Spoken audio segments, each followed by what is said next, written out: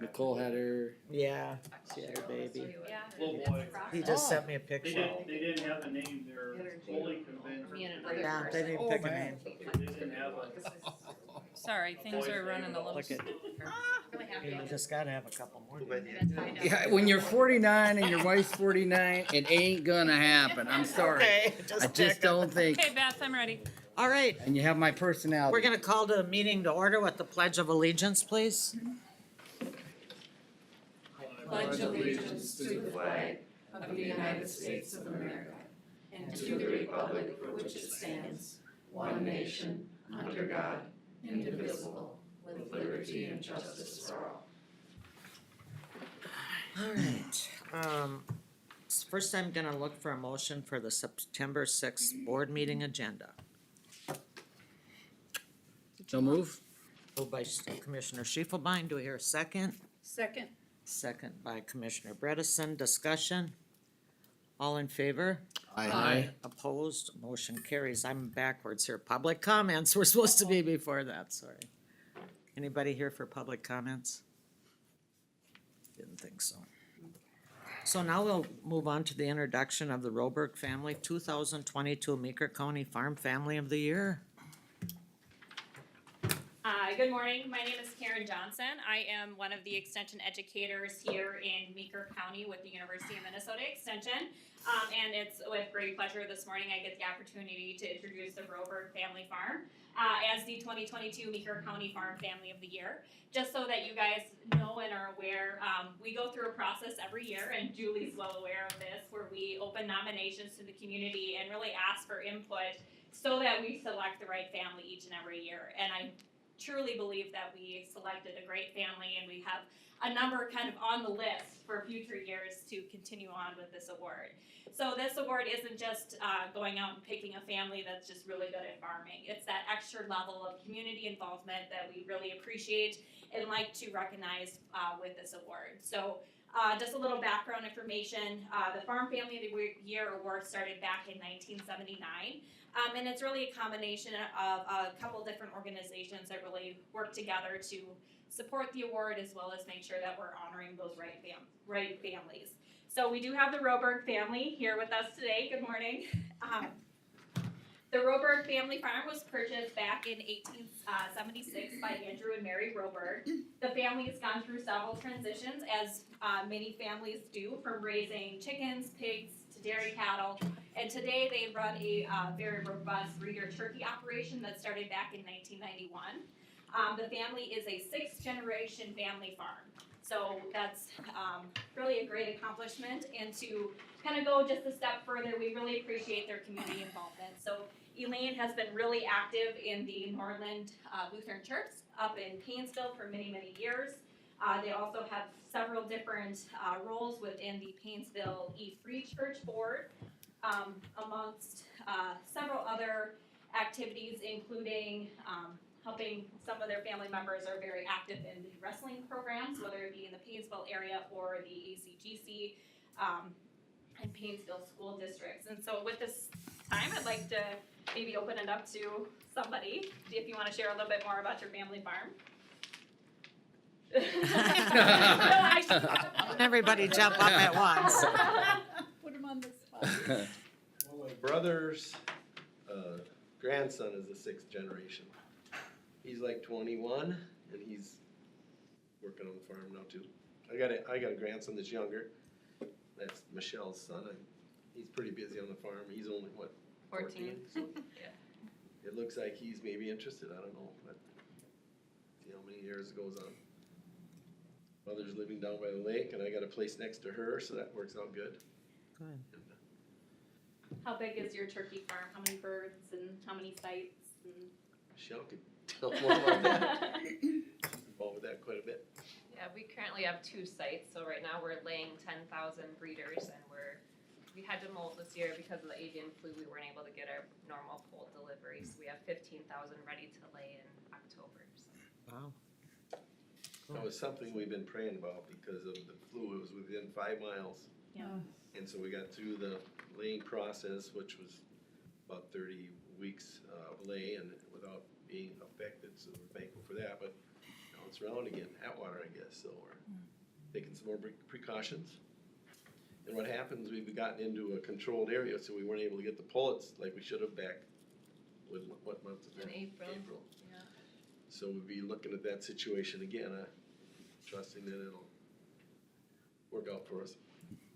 We're thankful we got molted birds that we'll be laying in a month, so. Cool. So is it from start to finish, from the egg to the roasting bird, you go all the Well, way no, through? we're just producing eggs for hatching. Okay. Yep. So the eggs we lay go to Beersford, South Dakota. We're with Hybrid Corporation, so. Very good. So when we're not in a control zone, they pick up 3 times a week, but as a control zone, then they can only come to our farm once a week with our tight biosecurity. We have your wonderful looking family up on the screen. That's a Yeah. nice looking bunch. It's only part of them. Yeah, really, it's fun. It's hard to keep family farming going nowadays, isn't it, because of the, I have 20 grandchildren. How many great-grandchildren do you have? 31. wow, 31? wow, So, yeah, we're very blessed. absolutely. Well, congratulations. Anybody got any questions? I appreciate coming from a farm family too. I appreciate what you do, except for what you do on the mat. I don't appreciate the Roberg wrestlers. Having a grandson Daddy's that an wrestled a Roberg, I don't appreciate that. We've been on the losing end of that for too long, but everything else, congratulations. Anyway, And I just would add, I appreciate, you guys are in Union Grove Township there, and I know you've been very involved, and I know Larry and Lauren real well, and always appreciate doing business with them, and always, interactions are always, look forward to them, so congratulations, and thanks for all you do in the area. very much so. Thank you very much for coming. We appreciate it, and congratulations. You I'd certainly like to deserve it. thank you also for all of your help with the 4-H programs, for how many generations you've been involved with our 4-H as well, and Karen to come in and introduce this nice family for us. Very, very well done. Yeah, thank you. Thank you for the time this morning. Yeah, thank you. Thank you. Thanks for coming in. You're welcome to stay and listen if you want Yeah. to babble. Ready for your morning nap. The best part is over. Yeah, exactly. That because Andrew just showed up? Oh, good morning, It's all Andrew. downhill when I'm. Yeah, I know, exactly. All right, so we're gonna move on. That was nice. I'm looking for a motion to approve the, consent agenda. Madam Chair, I would like to remove one item from the consent agenda and place it at the very bottom of our agenda prior to going to closed session. Okay, And that would be item number H, the, snow truck, Snow truck. snow plow truck. it's at the end. Okay, pull that one, okay. So now I would look for any other, otherwise I'll look for a motion for the consent agenda. You want Andrew to go through it like usual, or? Oh, I thought we always voted first. I'm all confused today. Oh, yeah, typically we go through. Okay, take it away, Andrew. You're late and you've messed up my whole, I missed the public comments today. All right, approving the August 16th, 2022 board meeting minutes. Approval of the social services, county and hospital accounts payable. Approval of the hire of full-time public health nurse Elena Larson at C41, step 5, 3071 an hour, effective September 13th. Approval of the hire of admin clerk Sabrara Evanson at A12, step 1, 1713 an hour, effective September 15th. Acceptance of the donation from Helmsley Charitable Trust for automatic external defibrillators, AEDs. Acceptance of the donation from Harbor Freight for a $150 gift card. Approval of the purchase of the simulation training system for and out-of-state travel for training. And resolution 2230, operation of non-motorized trail. And that concludes our consent agenda. Questions, discussion on any of those? I just had a question, Becky, on the training simulator, how I had talked to Brian a little while back and he said you guys were in the process, but, everything went pretty good Yeah. then and you're gonna send, where do you have to send people to train? You know what, I'm Oh, not. Colorado. Colorado, I think it Colorado. said. Yeah. Is it Colorado? See it here now, sorry. Okay. Okay. All right. Any other questions? Just a comment, I think we as a board need to acknowledge the donations and say thank you for those 2 donations. I agree. Yep, that was. Thank you that for the was donations. Very nice. I was assuming we probably sent a thank you or something, right, when those things happen? Yes. And certainly as a board, we appreciate it also. Any other questions? That simulator came under budget then? Wasn't it about 35? 35 is what we had budgeted. But that's the cost of the equipment, there'll be the travel costs, Wasn't that wasn't included there? It looked like it was. might be, so. Yep. Okay. Julie? I think, I know Danny asked that question too. It says 2022 budget. No, that's okay. It was in the Yeah. It's in the 22 2022 budget, yeah. Yeah, that was in there.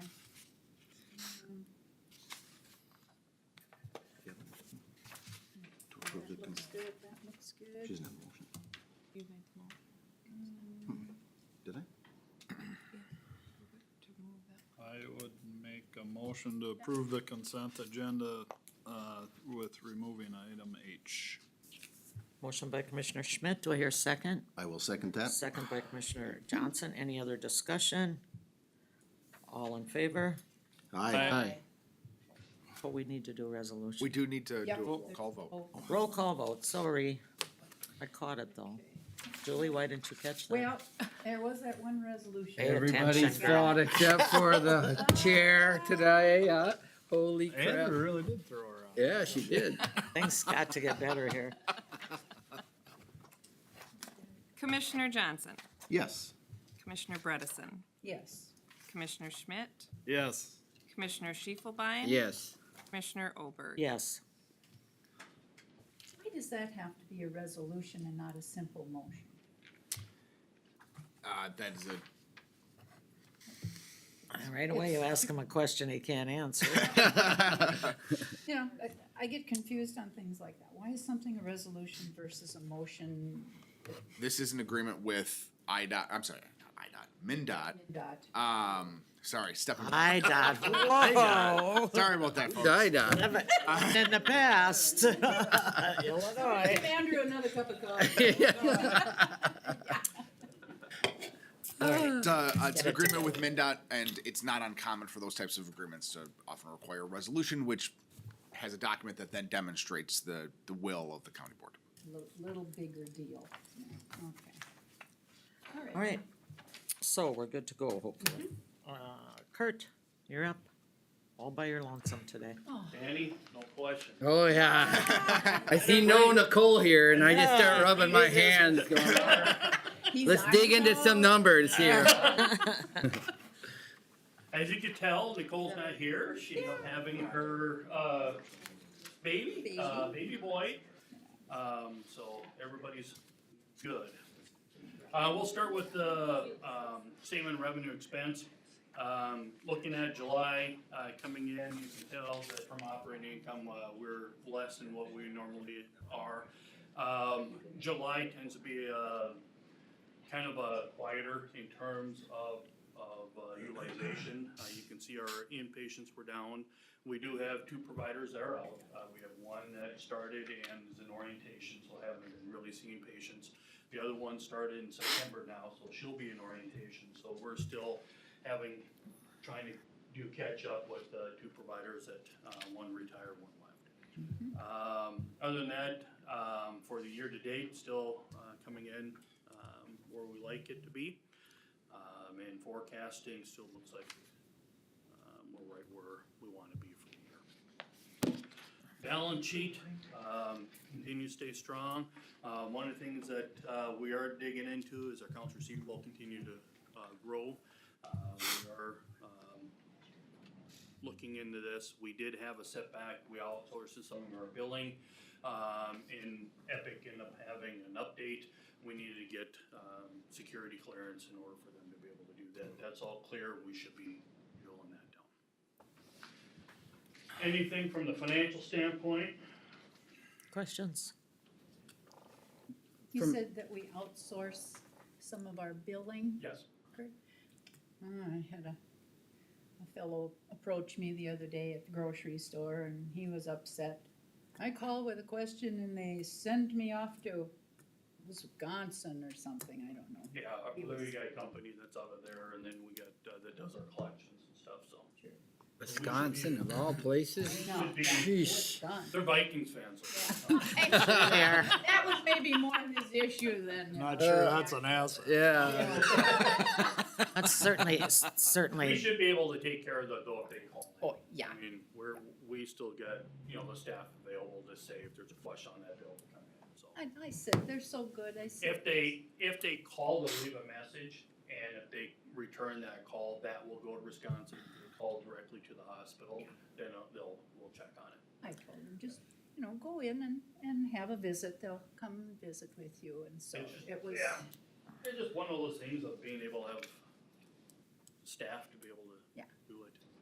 a lot of people are doing that. It's nothing unusual about that kind of thing anyway. Yeah, most of your billing and coding can be done from home. Right. So I mean, it's, Any other questions on financials, Dan? I was just curious, from June to July, your cash and cash equivalents went down 2.8 million. Did you guys purchase something or what would that been?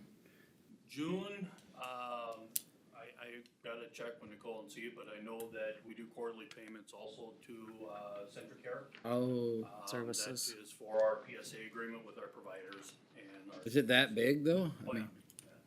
Yeah, you had a check in your check warrants of $2 million. 13 providers. That would do it probably. Any other questions on the financials? Mine would be more along, how are you doing on staff, Kurt? I mean, Staff is, continues to be a challenge. continue to be a challenge. We're getting, individuals in, a lot of individuals are getting in, are new, like if we're looking at nursing is, new out of school, so. We actually had to put kind of delay a few weeks because, we got so many in trying to get them orientated, just to, be able to have some time to do that, but, we're getting applicants, in our rural, you get applicants are usually, new coming out of school. And refresh my memory, when we get a new doctor, it takes a while, right? A new provider too. It can take up to 3 months just to get them enrolled in our insurance companies for payment. Right. And they can't see a patient without doing that. So that's been the biggest kicker right now is that delay. So you have the expense, but you don't have any. Does the doctors always have to come out of Centricare system then basically? For our primary care, yes, Gotcha, so that that, was our contract. Yep. gotcha, But the other ones, we Our hire. urgent care are ours and our ER are ours. gotcha. How's the urgent care working? Urgent care is working great. I hear a lot of good things about it. It's working People great. are- We did hire another provider there, and once, we get the individual up and going, we believe we can extend, days on that now.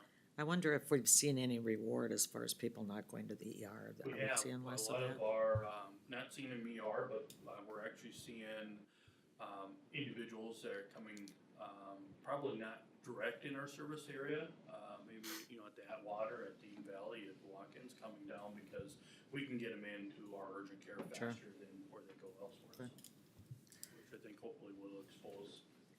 Yeah, I know, the Watkins ambulance just the other day, said, well, if we take you to St. Cloud, you're probably not getting in.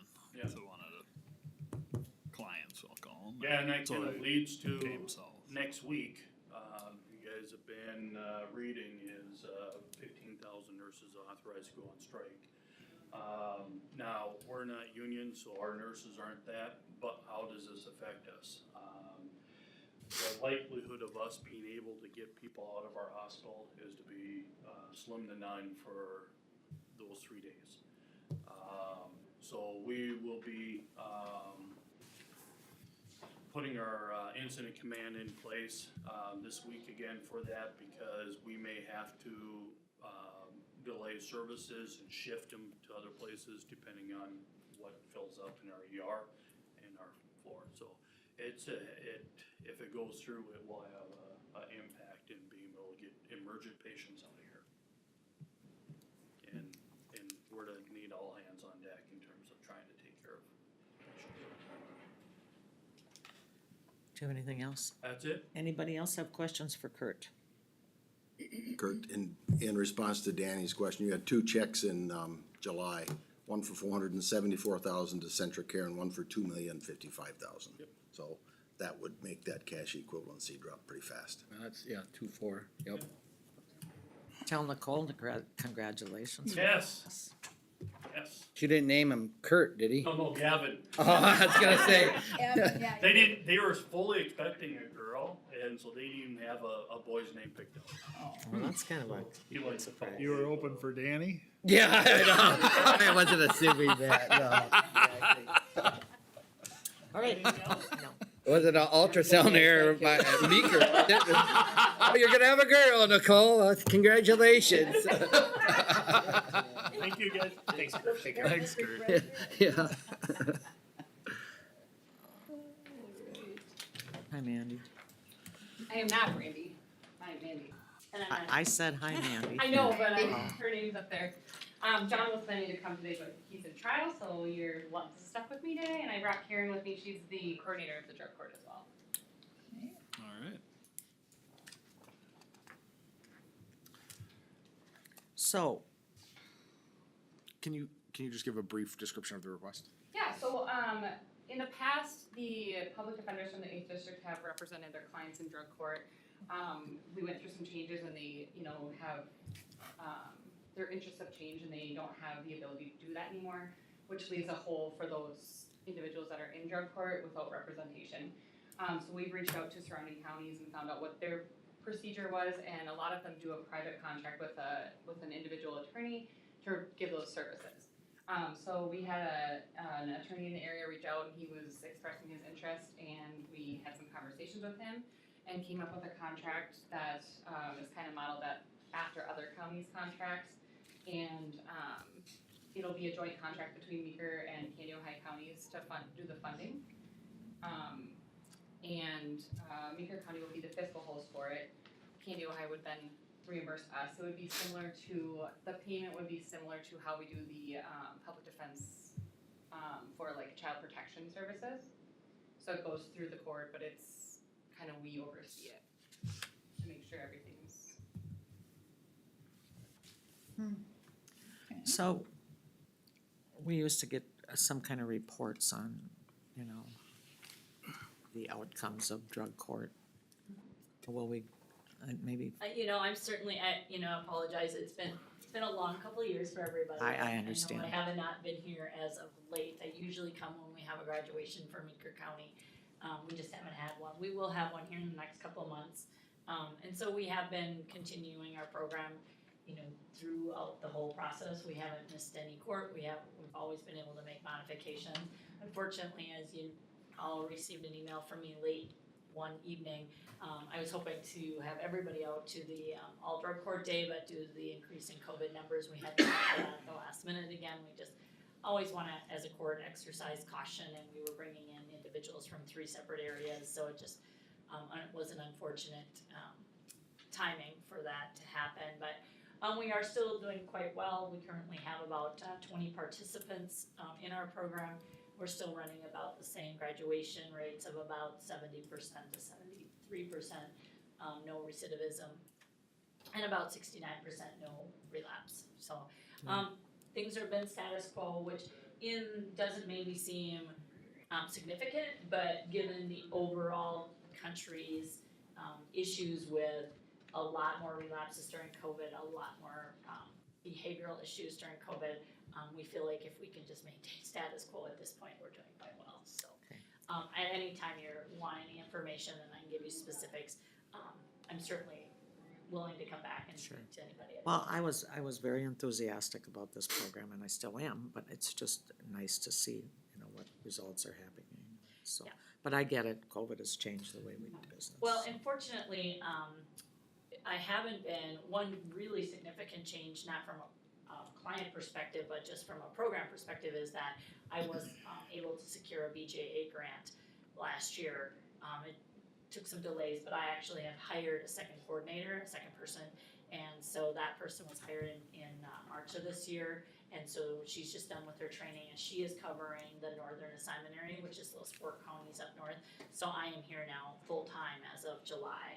Okay. We're working on some funding up there, and so I'm still back there a little bit, but I've moved to your neighboring county full-time personally, so I'm in Candiota County full-time, and I'm here full-time now. Sorry.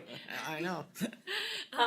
And so I feel like now is gonna be some, like, we'll get through this training period. I'm gonna try to turn everything over to the north. I have some other ideas that I wanna implement that I just haven't had time to do, so I'm Sure. excited for this next year. I really Okay. hope you'll Well, see good. some really big changes. I wasn't trying to put you on the spot. Well, Oh, no. I'm excited about the program, and It wasn't that long ago when you had a young man in here who had graduated. I bet it's longer than you think. I'm afraid I said that. It's been a while. Few months. It was- was Mr. Miller, and he's been out of our program probably, It was last Year. summer. yeah. I was gonna say Why? a year Yeah. ago. Who? It's gonna say over a year, I'm sure. I'm gonna Yeah. keep my mouth shut over here.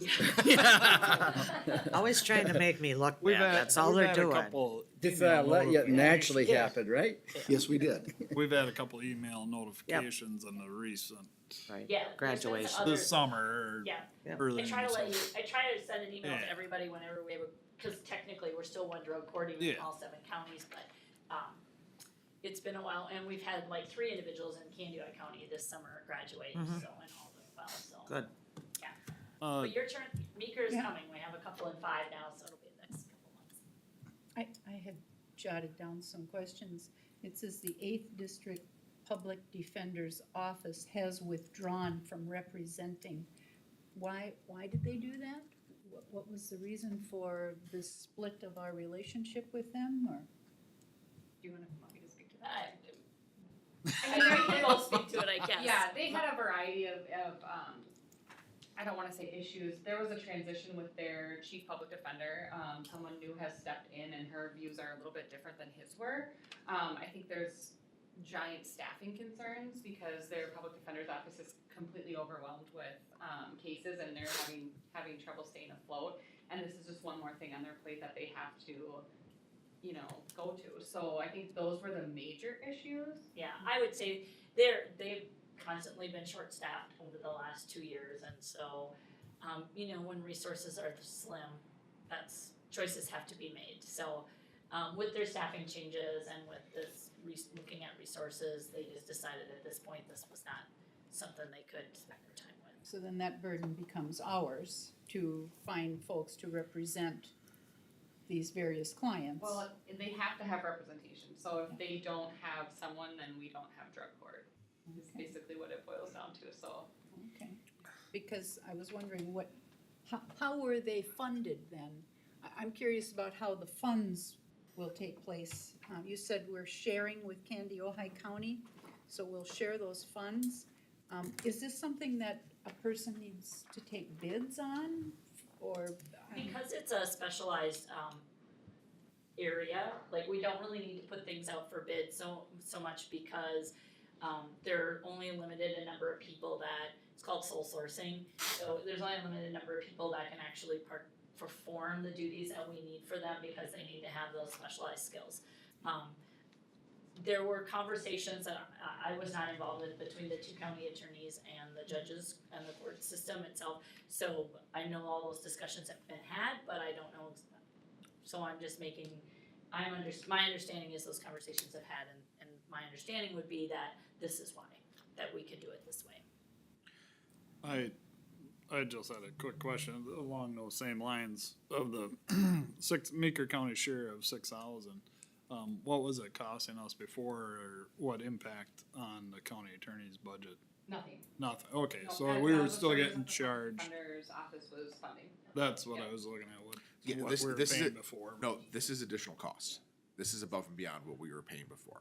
Yeah. We have identified this as being a potential, appropriate use of some opioid funds, though. Okay, I just was Okay. trying to track how it was working through the budget. Because $100 an hour, and I wondered if any other lawyers had shown an interest in wanting For to less take than on. $100 an hour, you haven't been to a lawyer lately. Julie, look at you. I have a kidding. feeling, I'm I have a kidding, feeling kind of. Brandy is listening, right? fortunate. I didn't know if that was something we had to open up and ask others if they wanted to take on those responsibilities or not, but. I feel very fortunate that we do have an individual that was willing to step up. Most defense attorneys are overworked as well, even if they're in private practice, and so $100 an hour is actually quite a bargain. And so we're very appreciative of Mr. Schrader stepping up and being able to show some interest in this. You know, we do find it a valuable program, like Mr. Roberg said, and we just need to be sure that we're watching their due process rights while they're in our program. And this will allow us to continue the program while doing so.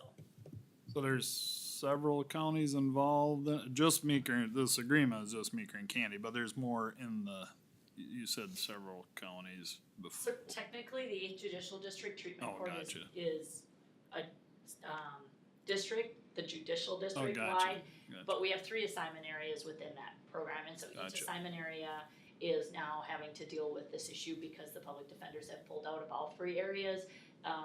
The northern assignment area is looking at doing something similar, trying to get their own defense attorney, and so is the southern area, so I can't say Meeker and Candy are steps above that, because we got this in place and we have this opportunity, so.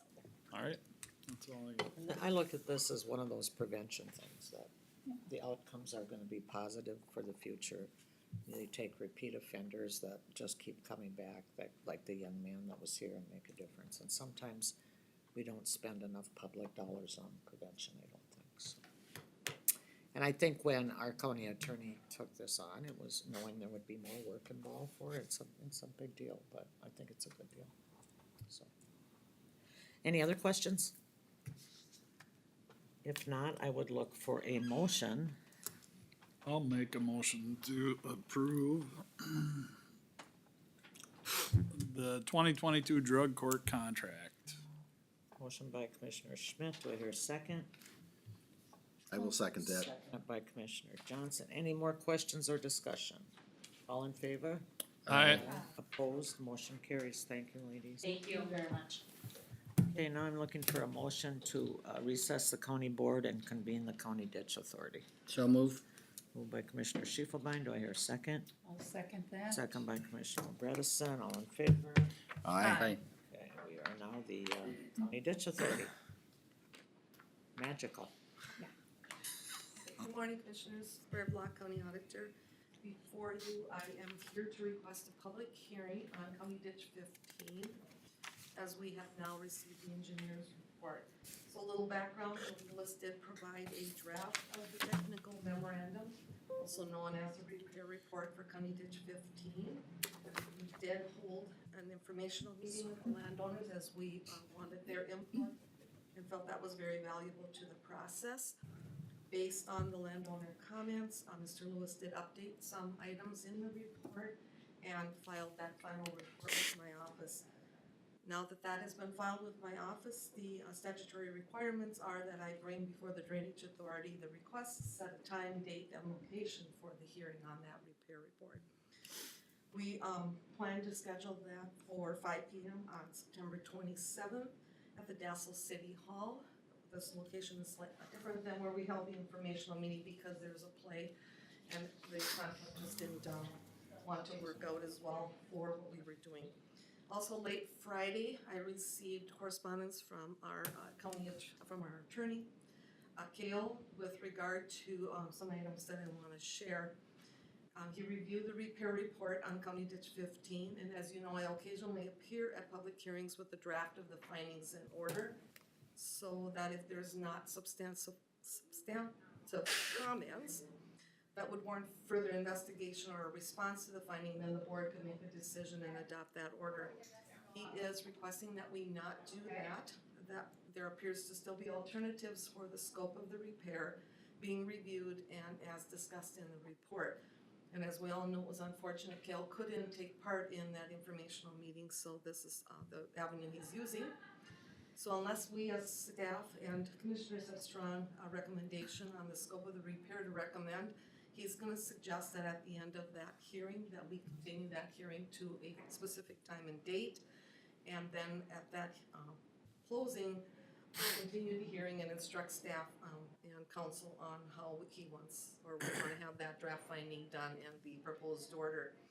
I did talk with Phil just a little bit earlier. I believe that John has somewhat of a scope set up, and hopefully we can fine tune that so that we can bring to those landowners some phase ideas, because that's basically, I think, one of the items that we need to have prepared for the actual order to be prepared. So I just want to make you aware of that. If you have any comments, give them to John, myself, or Phil, so that we are well prepared for this meeting. It just seems like we keep on, as I was gone a few days last week, I have 3 calls to make. They call it kicking the can down the road. But, you know, we're trying to do everything appropriately and also keep those people well informed and let them have a say, as we all heard in that informational meeting.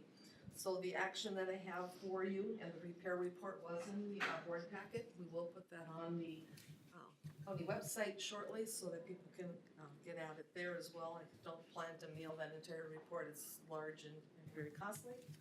But I want you to adopt the findings in order as prepared by Kale to set the public hearing for 5 p.m. on September 27th at the Dassel City Hall to consider the report. Looking for a motion. Set the public hearing for County Ditch 15. Madam Chair, I move to adopt the findings in order setting a public hearing for 5 p.m. on September 27th, 2022 at Dassel City Hall to consider County Ditch 15 repair report. Motion by Commissioner Schiefelbein. Do I hear a second? I'll second. Second by Commissioner Bredesen. Questions or discussion? This is at City Hall This will be at the City versus, Hall. Is that a large building? The City Hall has the same capacity as the room that we used at the History Center. Cause I'm anticipating a little bit larger crowd than we had the last time. Cause we're getting closer to. Maybe I'm wrong. What do you, am I right in that thought or not? Well, I'm What was hoping that? so, because 25? at the first meeting, we had close to 70, 75 people when we first started this. We've had 2 subsequent meetings, one with very few, and then this last one about 20. But after that meeting, I believe I talked to, bring with me 5 to 7 people, and I believe I've got 2 or 3 on my desk now that were unable to attend or choosing not to attend and just want a brief summary. So hopefully they weigh in, because it's really important. And I think one of the most important things at this point from the calls I've had is, fine, you've got the repair report. What are you gonna do? What are the phases and where is it going to impact? And John did send out probably 20 letters specific on where tree removal was going to happen. And I wasn't able to connect with him this morning on, responses to that. He asked very specifically in those letters that they make contact with him, as here's what he specifically was going to engage in doing or planning to do. So hopefully we see that, because remember, we really have the haves and the have-nots here. I mean, or wants and whatnots. As we move forward, so it's a very tender situation. Will Kale be attending this meeting? Yes, and he apologized for not attending last time, and he will be attending in person. That's the idea right now, during another emergency. Anything else? All in favor? Aye. Aye. Opposed? Motion carries. Thank you. Thank you. Look for a motion to close the County Ditch Authority and reconvene the county board. So moved. Motion by Commissioner Bredesen. Do I hear a second? Second? All in favor? Aye. Opposed? We're back to reconvening the county board. Hi, Phil. Good morning. For discussion this morning, to consider the approval and final acceptance and payment of our 2022 chip seal contract with Pearson Brothers. Project was completed successfully in about 26 miles of new pavement on CASA 6 and CASA 1, and then some heavily repaired pavement on CASA 35. Project came in about 2.5% below our original bid. Payments based on actual quantities used, so that's why it's not quite right on. Yeah, project was successful. And you're satisfied with the work? Just curiosity, when did they put the bid, or when did we accept the bid? Oh, So, I didn't put the date in here, so but it was real close, I mean, that's pretty darn close, just as far as. yeah, the bidding. estimate was more than we originally targeted, but that, it's 2.5% less than what Yeah. their bid was. Any other questions? Not, I'd look for a motion. Madam Chair, I'll move to approve, final acceptance and payment of the 2022 chip seal, contract. Motion by Commissioner Schmidt, second by I'll second that. Commissioner Johnson. Any other questions or discussion? All in favor? Aye. Opposed, motion carries. Thank you, Phil. Greg Schultz, Land Use Records Director.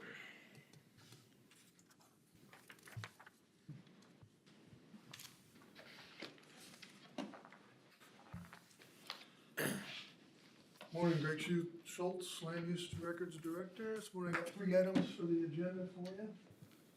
First one is a land use, or a conditional use permit for Shed Melissa Ketcher on Lake Minabelle. It's for CUP 15936, and this is for placing riprap, install boulder walls, stairs, and patio areas. For a total of about 305 cubic yards of materials. Ripley, or Minabelle. Here in your notes, it says that the DNR area hydrologist has not commented on this project. Why not? I don't know. Sometimes they don't, do they? Most of the times they don't. So then there's Can't speak to that. no Is that- issue involved Usually with there's that, no or? issue if he has a comment. Okay. Or the project isn't intrusive enough to their Yeah. type of thing, you know. Riprap goes into the shorelines as far as it goes. I assume the DNR probably isn't real apt to share their standards with locals. You don't need a comment. No, yeah. Yeah, I think you already did, huh? That's pretty straightforward. Do we have a motion? Madam Chair, move to approve an application for a conditional use permit for parcel number 11-0639,000 to move more than 10 cubic yards of material within the shore impact zone and 50 cubic yards of material in the shoreland district of the general development Lake Minibel with the conditions. Motion by Commissioner Johnson. Do I have a second? Second? All in favor? Or I'm Aye. sorry, any more discussion? Sorry. No? All in favor? Aye. Opposed, motion carries. Thank you. Next item I have is a conditional use permit 15927 for applicants Peter and Shauna Walken for an ag repair business, parcel 170071020. This is where the property owners are, want to operate a ag repair shop, business site plans, open 6 days a week, Monday through Saturday, 8 AM to 7 PM. Want to employ about 3 to 6 employees, anticipating 10 to 15 pieces of equipment sitting on the property at one time to be repaired. We plan on putting a septic system, bathroom, which has been approved already for the site. Gonna put up a 90 by 110 foot shed on the property for this business.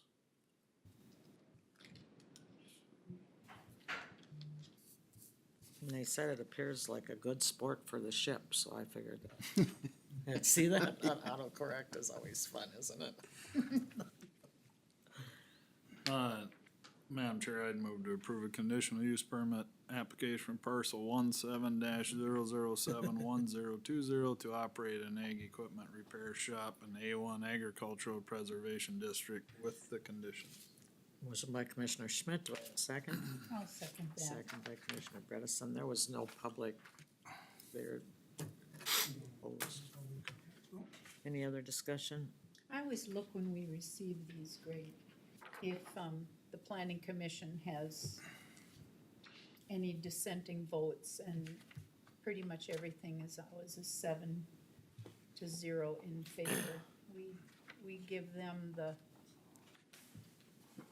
the opportunity to look things over and attend meetings and hear from folks, and if there is no opposition, that's something that I always look for, is that. If I may speak to that, when I was on the planning commission, we relied heavily on the three people that went and visited the site. Yep. And the information they gave, so. Yep. You know, Greg and Corey were at these, and so if I was still on that commission, I would really be basing a lot of my decision on their comments. And we always receive information if it's within our district, upcoming meetings, and if there's any opposition, and I would, works well. in this case, I haven't talked to Peter, I will, but, cause I know him, but, I think in this case, and in a lot of cases, if you're going to do a project, you research the planning and zoning rules before, and this guy, I think he bought the 5 acres adjacent to the property just for this No, purpose. yeah. Before you make that investment, you check out, make sure you're gonna be able to get a permit, or likelihood of you getting a permit. Fits the statute, and then it's, I mean, then you put the pressure on planning and zoning that they refuse you, they have to have a very good reason to vote against you. You can't just say I don't like it, you know, type of thing, so. And Any it's a good area. Any other discussion? All in favor? Aye. Opposed, motion carries. Next item I have is to approve a quote from Davis Motors to purchase a GMC Terrain for, it was on the lot as of last Thursday, for $31,039. As I mentioned, if they sold this one, I got 2 more coming in, which would be approximately $1,500 more than this one that's on the lot currently. This is for the building department and the land use department, if anybody uses that motor pool. Mainly for the building inspector, when we do get a building inspector. How is that coming along? Actually, 2 weeks ago, we had a very good applicant, fully qualified, who applied, so. I was I'm sorry, I didn't mean to interrupt you. Yep. So I was I expected more than that in savings when I was watching the mileage reports for, how did we arrive at that? $1,500 in savings. Because before, we always paid mileage to our previous, building inspector. With tires and everything else. It could be more than that, depends on how much they drive and how much they don't drive. I'm just curious I how put we that on the arrived bottom. at. There's estimated, $1,500 they put on the very bottom, most conservative number. Yeah. Could be more than that. so there's, you know, obviously there's the cost of the vehicle, but then there's maintenance costs, fuel costs, all those sorts of things as well. All of that's estimated until we, you know, have the life of the vehicle and we know exactly how it's gonna perform. But over the course of 5 years is where the savings really comes in, because that's what the life of the life of the vehicle we would anticipate. Depreciation is built in that too, I got depreciation.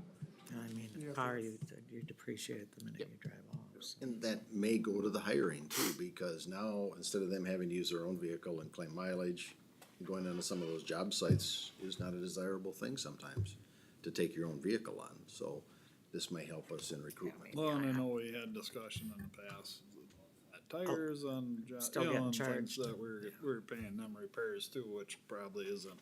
I mean, I factored think into this, that. I'm all for this, I've been for a while, but I guess I expected more savings, so we'll see. As we went through the budget process on this, Greg had done a pretty in-depth analysis of the cost benefit of it, and we didn't include all of that in here at this point because Sure. the decision to include the vehicle in the budget was already made, so. Good. And what is unique about this purchase is the fact that because we're purchasing off the lot and that vehicle may have been sold, we're looking for some flexibility in the maximum Yep. authorized value so that in the event that we do need to go up to the budgeted amount, which is $35,000, we're able to do so, although we don't anticipate that we're gonna have to spend that amount of money. Okay. Looking for a motion. Madam Chair, move to approve the authorization of the land use department to spend up to $35,000 to purchase the GMC Terrain from Davis Motors, Litchfield, Minnesota. Motion by Commissioner Schmidt, do I hear a second? Second. Second by Commissioner Schiefelbein, any other discussion, questions? All in favor? Aye. Opposed, motion carries, thank you, Greg. Mikhail Johnson, Human Resources Coordinator, Health Insurance bid. we're actually gonna turn it over to our brokers. Okay, Oh, all right. well, it says McKell on my agenda. so- I mean, I can go up with you guys. Mikkel is the staff. That's all I can go by. I'll just grab this. Yeah. Thank you.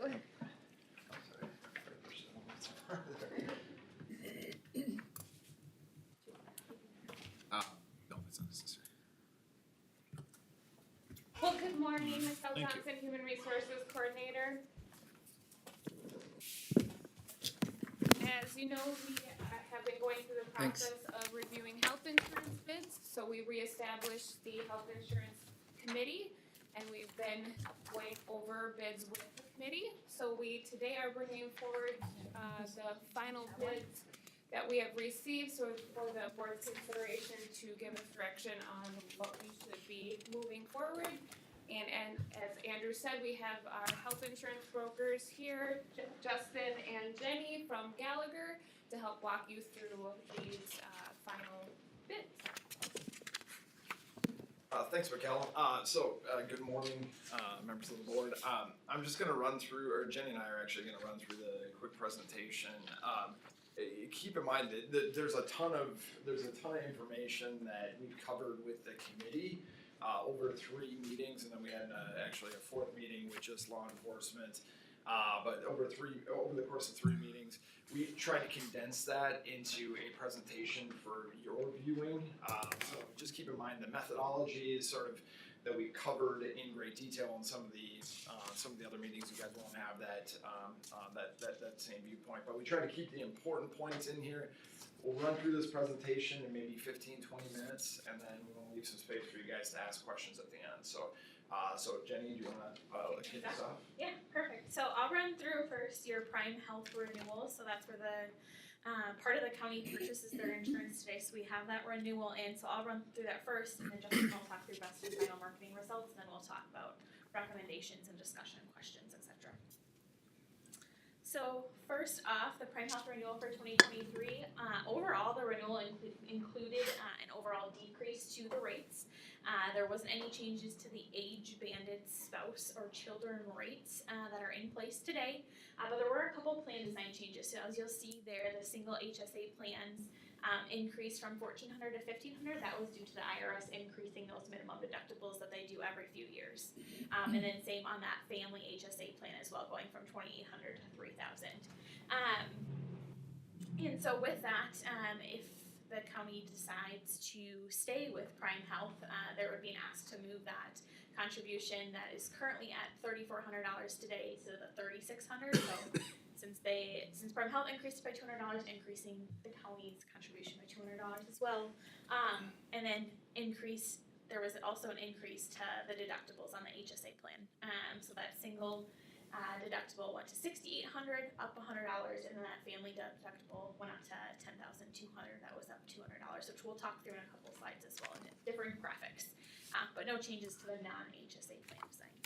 And just to clarify on the increase in the HSA contribution, that $600 a year is what the county already provides. So it would be no actual cost increase to the county in order to do that, if that makes sense. Right now, the county provides I'm not $50 a month. What's that? One more time. So, because Prime Health increased the HSA contribution from $2,800 to $3,000, what's being said here is that what's being recommended or requested is that the county increase its from $3,400 to $3,600. The county already provides an additional $600 per year into the employee's HSA account. This would keep us at that $600 per year additional amount. Budgetarily, No change increase. budgetarily on that, yeah. Gotcha. So on this slide is just a different graphic of the current Prime Health plans that are in place today and with the renewal for 2023. So as you'll see, I'll use that Emerald plan on the very left-hand side there. Since that blue bucket on the bottom, that $1,500, it used to be $1,400, that increased to $1,500. So since that increase, the top bucket there, the orange one, increased as well, $100 to get to that $6,800 total. So I guess the orange one itself didn't change, but that plus the $1,500 gets us to $6,800. And then you can see that for the rest of the plans as well. Most enrollment is in that Emerald plan, which we'll see in a couple of slides. And then same for the Prime Health family coverage for 2023. That bottom blue bucket went from that 2,800 to the 3,000, which increased the total deductible to 10,200 for 2023. It is an embedded deductible, so if one family member gets sick or has expenses, it's 6,800 built in within that. And then you'll see that HSA contribution change again noted on this slide here. So next, this is the enrollment today on all of the different plans, and we use this to get to what your renewal was for next year. So across the top, you'll see enrollment by plan. Again, you'll see most single coverage is enrolled in that Emerald plan, and then for family coverage, most families are electing that HSA family tier. And then if you take a look at the bottom, you'll see the 2022 rates versus the 2023 rates. I won't run through them all, but we did calculate the cost and change to premium. As you can see, most plans saw a larger decrease, with the two HSA plans seeing a slight increase for an overall total savings of about a 5% decrease. And then we just wanted to show you for a piece of the conversation as we transition to best and final decision or results next, kind of where the Prime Health plan has been the last few years to give you a sense of where renewals have really fallen. So as you can see in the blue buckets, that's the single rate increases over the last couple of years, and in orange you'll see the family. So back in 2021, the average single increase was just over 4%, and then in that orange you can see families took about an 8.5% increase. In 2022, it was fairly flat across the single and family increases, both around that 5% mark. And then for 2023, you can see that the average single rate had that large decrease at about 11.5%, and the family tiers had just over 1% increase for next year. Any questions on the Prime Health renewal plans, etc., before we get into the final results of the bidding process?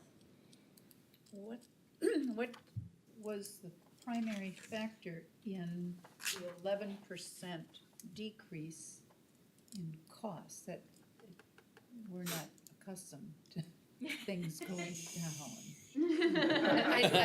I'm a little. Push this button up here.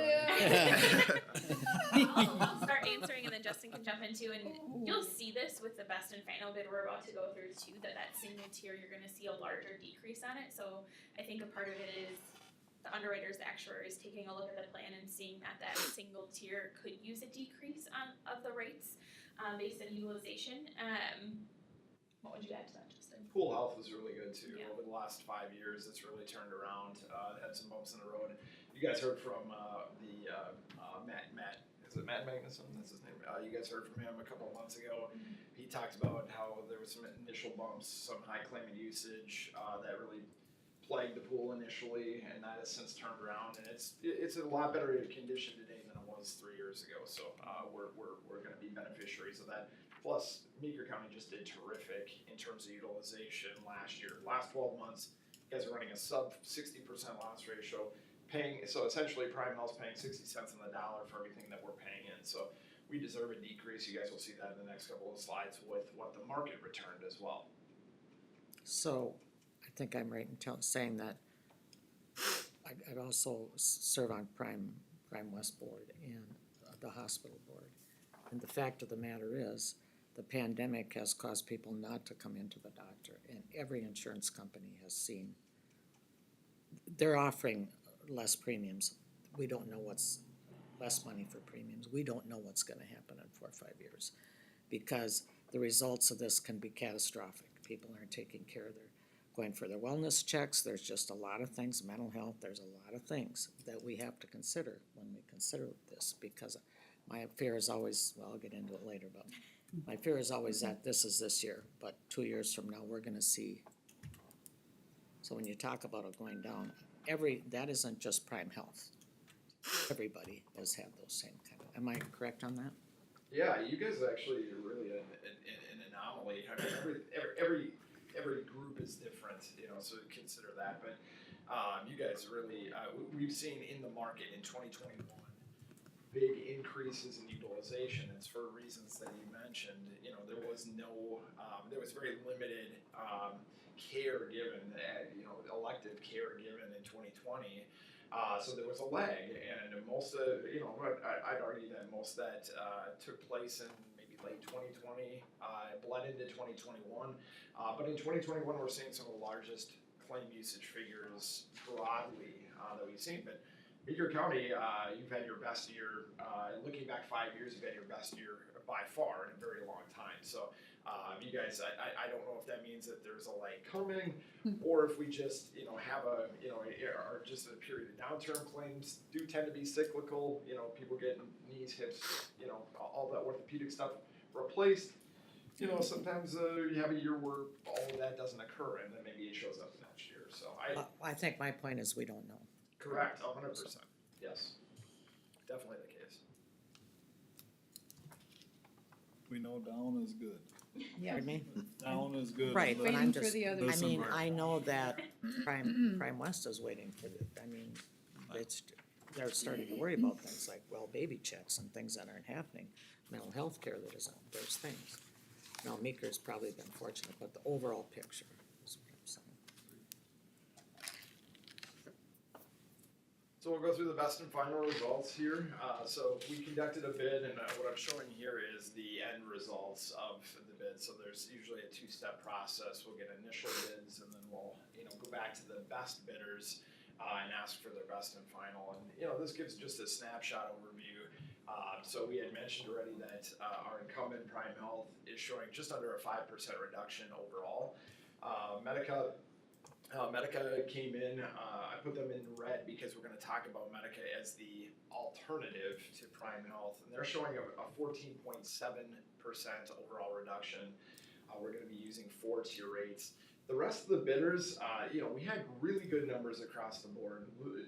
All of the major carriers, with the exception of maybe United Health and Health Partners, wanted to take on your guys' group. You guys had good claims experience, but there were factors within the bids that, you know, we just, you know, we couldn't make it work. For example, the Blue Cross bid, right below that, you know, attractive offer there, but there was a larger family increase. We had a 10% increase for family premiums. Plus, if we add the law enforcement, so the law enforcement's renewal doesn't come out until September, mid-September. So if we were to add the law enforcement group, which could potentially happen, it's one of the things that we talked about when we set out this year, is maybe trying to combine the two groups together. If we were to add the P population, the law enforcement population, Blue Cross wanted more money. They wanted higher rates. So they really excluded them. The MHC bid, again, really good offer from them, a larger family premium increase, but they were only offering 2-tier rates. And what that caused is a bigger gap for our current families that are on the Prime Health plan. Everyone pays based on their enrollments, the number of members in their family, their ages. So if we only have 2-tier rates, everyone pays the same family rate, and there's a big difference. There's a $1,200 difference today for families if you just had yourself and one child versus, you know, maybe a spouse and 3 kids. There's a big difference in cost there. So only offering that one single rate caused a big difference in what the potential was that some of our families would pay. So we excluded MHC for that reason. The P plan, we did, you know, it's a 28% family premium increase. Obviously that didn't work. And then Sourcewell, the Better Health Collective, did not match the requested benefits. The numbers were good, but they were, you know, basing it off of higher deductibles and higher out of pocket. So again, we're really looking at the Prime Health and the Medica plan, and I'll go through some further analysis on that in the next slide here. So this sets the Prime Health plan rates next to the Medica rates. You can see again about a 5% reduction with Prime Health, keeping the exact same plans. We had to use a little bit different methodology for comparing numbers-wise the financials for Medica. Medica doesn't have the same plans that you guys have through Prime Health. Prime Health has 4 specific plans: the Emerald, the Ruby, Diamond, and Sapphire plans. Those are very unique in the marketplace. It's a self-insured pool. They can create unique types of plans. In the fully insured marketplace, we can't have those plans. So we had to use a methodology where we assumed all of the individuals were on the Emerald plan just for a financial comparison. And by doing that, we're able to show that Medica's overall rate was a 14.7% reduction. What I'll point out there is that a large amount of that is in the single premium, so almost a 30% reduction in single premium, much less so for the families, only taking a 4% reduction there. And I have one more slide I just want to talk about with regards to the families. So even though it's a 4% reduction in cost, again, this graphic sort of shows why we run into some issues with Medica. Even though Medica is willing to do 4-tier rates, the 4 tiers were employee plus spouse, single, employee plus spouse, employee plus child or children, and then full family, which means a spouse and at least one child. Even though they were able to do that, which allowed us to accommodate the spread a little bit better, you can see that 18 members would still see an increase. 18 families today would see an increase from the Medica plan. Okay, so 30 people were better off from $12 to $453. There was that big of a spread potential for some folks, but because we can't replicate the current Prime Health model for how they calculate their family rates. Again, we're in the fully insured market. We can't replicate that. We had to get a little bit creative by offering that 4-tier. It gets us closer, but 18 members would actually still see an increase in cost.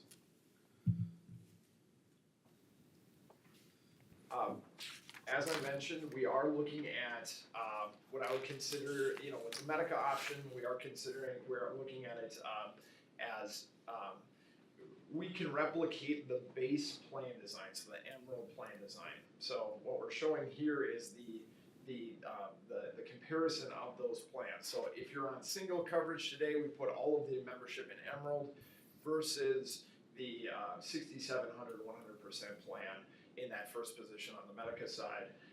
We can replicate the non-HSA plan pretty well, so that last column on the Medica would replicate those second 2 columns on the right of the Prime Health plan. And then the middle column for Medica would be for our families. So families today have a $10,000 deductible with a $6,800 embedding. We couldn't do the $6,800, but we do a little bit better. We do the $5,000 for the embedded deductible. But again, this is the model that we would use as a comparison versus what we currently have. Again, not perfect, but really doggone close, and allows us to sort of compare apples to apples, so you guys have an idea of how the pricing relates. And then the last slide I wanted to talk about. If you guys chose Medica, one of the benefits, which we'll get to on the sort of conclusion slide, one of the benefits is that you guys could choose the plan designs that you want. So the feedback that we received in the survey for the employees is that there's not enough plan choice for families. There's only 2 plan choices for families. If we use a traditional carrier, we're not beholden to the 4 or 5 single plans and the 2 family plans. We can create our own. So I provided here an alternative plan structure. So plan 1 would be really similar to what we do today for our non-HSA plan. Plan 2 would sort of be this middle of the road gold level plan. It's embedded, it's HSA compatible. Plan 3 is very similar to our family plan today, and then plan 4 is very similar to the Emerald HSA plan for our singles today. So we have a good spread of plan designs. This would be something I could see offering if you guys chose to move forward with Medica. But conclusion, recommendation, I think this is what you guys are all waiting for. So really our recommendation is contingent on what the county's goals are. And I have an opinion on what the county should do, and I think you guys might agree, but let me go through this side by side here. So we looked at rates the last 5 or 6 slides were all about rates and plans, right? That is the nuts and bolts of the, it's one of the reasons we do the bids. We have terrific rates from Medica, right? But the Medica deal is a 1-year deal. We don't know where we're gonna land next year. Commissioner Oberg made a point about we don't know what the stability is going to be in the market. We don't know what's gonna happen. If you guys look at your recent history, 2019 was really good, 2020 was really poor, and 2021 was really good. You guys have been incredibly volatile, and you are a group size that typically has some volatility. So electing the Medica offer, I put in blue the really positive things, and that's lower costs, literally $150,000 reduction over the Prime Health renewal. That's great. It's really terrific. It's 9 percentage points less than what Prime Health is coming in at. Plus, they offer the option to provide a much different plan structure. We're not, again, beholden to Prime Health's specific 5 plans for single and 2 for family. We can choose our own. We can create something, and then year after year after year, we can modify it based on the employee's needs, right? But the drawbacks with the Medica offer are in red there. So more volatile renewals. We are going to be experience rated. We stand on our own. So if we have poor loss ratios this coming year in 2023, if we elect Medica, we have a poor loss ratio through the first 6 months of 2023. We're going to get hit. We're going to get hit with a big increase, and that extra 9% savings, could come right off the table, by doing that. We are experience rated. You are large enough. I feel really comfortable. You have the power of Gallagher behind you. We are the 4th largest brokerage in the world. So I feel good that we'd be able to negotiate deals. But again, you guys stand on your own, and the claims experience dictates price.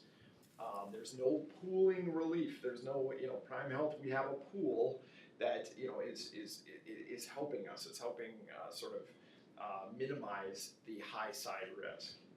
And the last negative with Medica there is that there are going to be 18 families that are going to see an increase because we can't modify or we can't match up the current structure for how Prime Health does it. Conversely, if we look at Prime Health, it's pooled. Its biggest attribute is its rate stability. And what I'll point to is if you guys remember back that slide that we had, maybe slide number 5, where we showed the renewal increases. We actually got from Leah at Prime Health the 2 previous years, 4.2 and 6.4 were your increases. I mean, literally over the last 4 years, you guys are running. We talked about it in the insurance committee, Andrew. You had thrown out 6%. It actually is more like 4% average increase over the last 4 years. That's amazing. I mean, health plans typically increase by 6-7%, and now with inflation, we're looking at maybe 8 or 9%. That's the standard increase in health insurance, just because the price of care goes up every single year. So the fact that Prime has a demonstrated ability to keep your guys' rates stable means a lot. That's a big feature. Plus, maybe the less tangible one is that's a county-owned organization, right? That's something that you guys belong to. So I think those are the positive attributes of Prime Health. Maybe the negatives are that we do have fixed or we don't have the ability to customize our plan designs. I'm sure there's going to still be the employees that say, hey, I want more plan designs for family. But your guys' job is going to be to consider what's best for you guys and what's best for your employees. And I think rate stability is something that is often overlooked for the shiny toy that is the really good initial rates. Sometimes it's often overlooked that stability is really what matters in public sector a lot of times. And then the last sort of negative is the 5-year commitment. I gotta be honest, it's the one thing that I've worked with groups that had the option to get into Prime Health. In the first go around, it was my biggest point of contention with Prime Health. I don't like a group have to.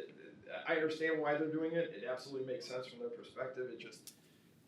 5 years is a long time. We don't know what's going to happen in the market. So that would be maybe the negative that I would put towards Prime Health. But overall, my recommendation is the Prime Health pool has a demonstrated capability of keeping you guys safe. They've demonstrated that. with the reduction that you guys are gonna take this year, you're gonna go back to, 2019 rates, or 2020 rates. So I mean, we're at a point where we're actually going 2 years, in reverse from a rate standpoint. That's really terrific. And then again, like I said, the stability, not having to stand on your own, to be a part of something bigger that's county owned, I think is a really positive thing. Questions? I have a comment here on the limited or fixed plan options. Is that something that Commissioner Johnson and Oberg can bring back to? It's something that Commissioner those are the Roberg two and I that can are bring back. Okay, all right. Well, It covers the for me, reps on but, the- I think You know, I that mean, when you serve on that, when you own the company, I think absolutely you go to those meetings and you can bring those ideas forward. well, and I think that's the beauty of having us go out to get bids is now we understand what else is in the marketplace, and now you bring that back to Prime Health and you let them know, hey, here's something that's been brought up and highlighted, and is there some way we can address this down the road? So part of what we didn't talk about, because we didn't really talk about the methodology, but one of the first things that we did is we did a survey of our staff to determine what are you looking for in health insurance. And one of the things that we had heard fairly consistency was, lower deductibles. So I think that looking at what Medica had offered here and what our brokers have put together, kind of this option somewhere in the middle between that non-HSA plan and that full HSA with the higher deductible, the $10,200 deductible. If there was something that we could potentially do that's in between there, that might be something that's an attractive option for some employees. Certainly comes along with a higher premium, but that's an option. So I think that's one of the things that we can take back through this process and communicate to the Prime Health Board that would be an interest to our employees. Whether or not that actually leads into an additional plan that's offered, I don't know, but it's an opportunity that we have. Yeah. Absolutely. Yeah. My experience has always been with the Prime Health is, when we, it was new when we started it. The idea has been to keep some kind of prediction, which is the cool part of it, because we sit there and we were part of the discussion, which we're not gonna be with Medica, right? But was to find some consistency in rates. And at first, they had to work hard. There was some prescriptions that weren't covered, there was some things, big ones, but they found a way to do it because we had the voice with them. And I just think that's important. They have, Prime Health has an extensive preventive prescription benefit. I'm not sure how Medica's We did analysis of that. It's very good. Yeah. Prime Health. The Prime Health one is what I call better than the Medicare version of the preventive prescription drug list, yeah. And I think they're starting to, and I think you'll attest to this, Andrew, they're starting to look into more preventive to find ways. Yep. And I think Wellness that's program. gonna be what keeps us. I mean, I lived through this, and every year we were going up in the budget, and I understand the money today, but this is one place where I think my opinion is Prime Health is who we need to, and nobody likes the 5 years. Matt has very good reasons, that's how they do the stability, they have to have some commitment from the players, which makes perfect sense, so. I had some questions. We talk about the 5 years. Have we been in for 5 years? So Yes. now we would renew for an additional 5 years. I'm curious, which of these plans works the best with our local clinics and hospital right here in Litchfield? Both, Equal? yeah, I mean, essentially equal. Both of them are in network with the local facilities. We did network analysis. I mean, the only real network disruption was a lab that was doing COVID tests. I forget what it was called, but it's on your analysis. Yeah, the networks are essentially identical. There may be a difference in what Preferred One now United Healthcare ask for in terms of discounting versus Medica, but we're not privy to that level of detail. That's confidential. So there may be a difference, a percentage or two in services, but really, it's if the hospital does better, that, you know, that's a positive for the county. If the hospital does worse, that's a positive to our health plan and to our members. So really, you know, if it's a 1% difference either way or 2% difference either way, somebody's gonna benefit in that equation. But in network, certainly, your people will be able to have the same access in both places. Sure, because I want in-network at our local clinics, our hospital, our drug list, all of that right here at home. Yep. Whichever one is the most beneficial for that. How many people, this is maybe a McKell question, how many people are in our, how many numbers do we have that we bring to the table like this? We're 200 people, 400? that one Yeah, slide. we're- It's 127 on the prime health plan today. Yeah, Oh. there was a slide that showed it. Because not all. Here, so this one shows, 127. So that's the number then that we would put into this pool, because not everyone that works in Meeker County Yeah. is a part, I see. Right, we haven't Okay. gotten the PEEP renewal yet, that'll be later in September. So they have been included in this conversation, I don't know that they would move over, but it's just been part of the transparency of the conversation. Okay. Did these companies, Kristen, that's your job, you go out and address these various companies, but was there some competition for our inclusion because we have large numbers to bring? Yeah, you guys saw the results. We went out to every single one of the pools and fully insured carriers in the state of Minnesota. So literally, we reached out to everybody. And the numbers are great. I mean, again, the proposals are decent. 30% reductions in the single rates that we could get in the marketplace. The problem was family rates oftentimes were an increase. You know, we talked about where MHC or what the service cooperative pool, it was a 9% increase in family rates. Well, that's the rate that in our survey that we wanted to try to address, right? That was the, you know, hey, we want lower deductibles, we want better rates, and everyone wants that obviously, but from the family specifically. And so to get a reduction, 30% reduction in single rates, but then increase our families by 10%, gosh, that didn't make much sense. And then also, you know, if we're trying to accommodate that single employee that has a child, today they're paying $1,100, I think is their premium, or $1,200. To only offer one family rate that was $2,000, even if it was lower price on average, still is a big increase for those individuals. So Medica really provided the best option, the most comprehensive matching plans, good networks, the variety of tiers to try to accommodate those individual members. I thought Medica did a really good job there.